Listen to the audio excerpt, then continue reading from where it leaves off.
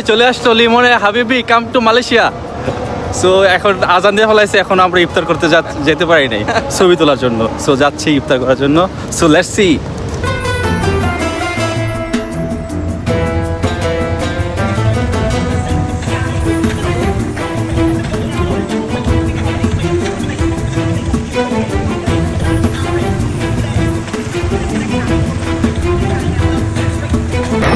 তো এখন ইফতার করে এখন আবার চলে আসলাম হচ্ছে মার্কেটে, অর্থাৎ সুরায়া কেএলসিসি ভিতরে। সো এখন তাদের অনুভূতি নেওয়ার চেষ্টা করব। তো লেটস সি।